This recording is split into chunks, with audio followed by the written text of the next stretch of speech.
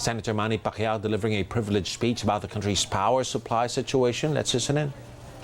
We have the capability to address this problem, Mr. President.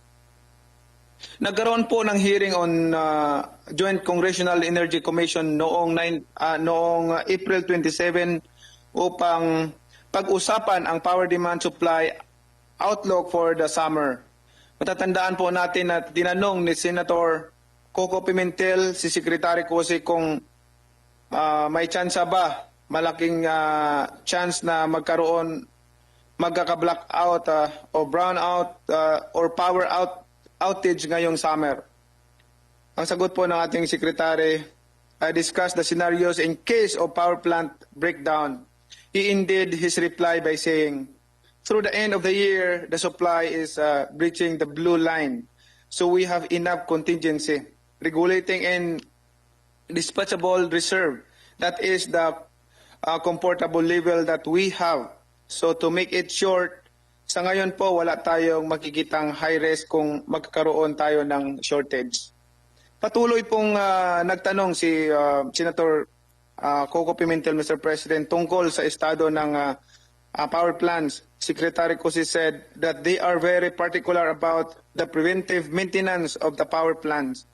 Towards the end of the statement, Secretary Cosi said, sa simula pa lamang ng pandemic na ito, and I am very proud to say na the Energy Secretary prepared for a contingency of business continuity plan in case a situation arises.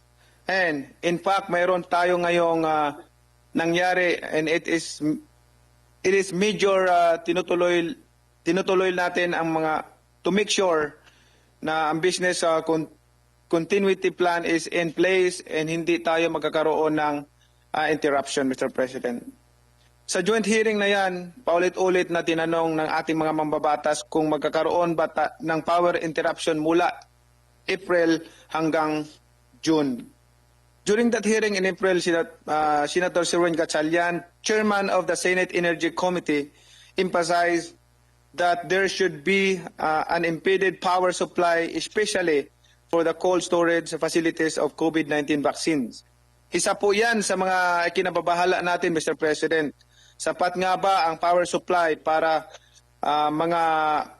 sa mga cold storage facilities ng COVID-19 vaccines, Mr. President? Kunting flashback pa, Mr. President.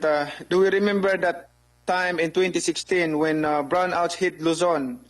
It was around July and August, Mr. President. That year when power supply ran short, there were simultaneous maintenance shutdowns and forced outages of several power plants due to technical glitches, Mr. President.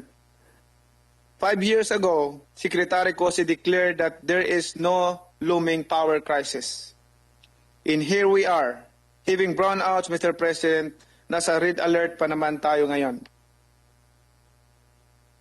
We are expecting bigger problems pertaining to power supply.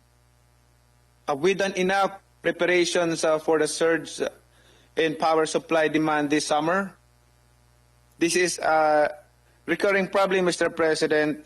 We cannot rely on the same strategies to solve this problem on the rapidly growing demand for power supply. We need to innovate. We need to secure renewable energy sources. Mr. President, I'm with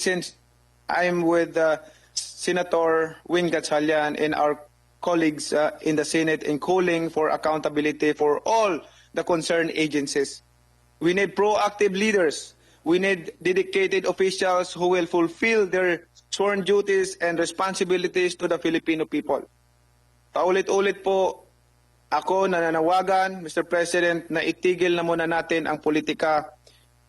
Napakarami po nating problema na dapat nating harapin at hanapan ng solusyon. Pero nakakalungkot isipin na yung ibang mga opisyalis po natin na dapat ay mga siwa ng sitwasyon, ng mga problema natin na kinakaharap natin ngayong panahon na ito, Mr. President, wala po tayong, ang inuna po ay yung pamumulitika, Mr. President. I'm talking directly to to Secretary Jose, Mr. President, na as a PDP member, kasamahan sa partido, kung ano man yung mga ganyang sitwasyon, ano man yung mga pagkukulang natin ay nakaka-apekto sa aming mga PDP members, Mr. President, na kasama namin sa isang partido. Yun po ang ano natin, nadadamay tayong lahat doon sa mga problema na nangyayari ngayon. Marami pong naapektuhan. Hindi lamang po ang mga maliliit na tao, pati po yung mga malalaking mga businessmen, Mr. President. Sa isa pong blackout, Mr. President, ilan pong, hindi po siguro milyon o bilyon ang nalulugi ng Pilipinas natin kung nagkakaroon ng blackout, Mr. President. Yan po ang sinasabi ko na unahin po muna natin yung pagtulong. Kaya po, pag politika ang pinag-ausapan, partido, aayusin natin yan in the right time. Walang problema dyan.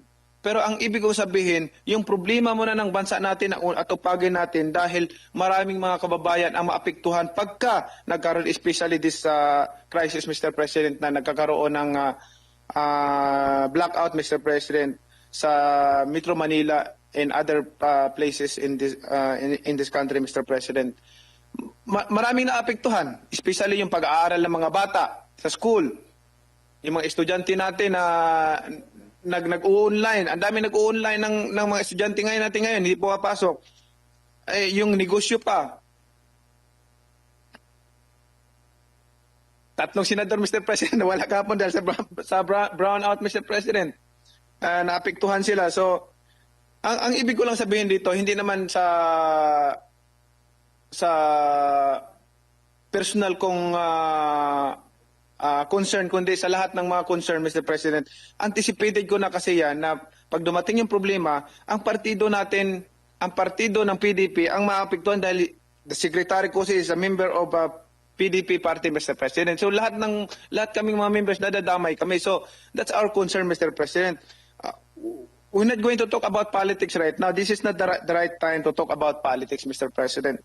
At nais ko lang naman sana na yung problema na lang muna natin ang isiguraduhin muna natin. At kailangan wala pong maantalang business at saka yung mga pag-aaral ng mga kabataan, Mr. President. Especially yung concern natin sa storage ng COVID-19 vaccines, Mr. President. Pag yun anantala, ilang bilyon ang malulugi sa atin, mawawala sa atin pag yun na nasira yung mga vaccines natin na nakalagay sa storage, Mr. President. So yung concern po na yan, Mr. President, naway mapansin at bigyan ng aksyon na matugunan lahat ng problema. Hindi ito para sa akin kundi para kanino man, kundi para sa sambayan ng Pilipino. Na ipakita natin as one party, nagtatrabaho tayo para ipakita naman natin na ang mga PDP party ay power, especially pagdating sa implementasyon at pagdating sa pag-solve ng problema.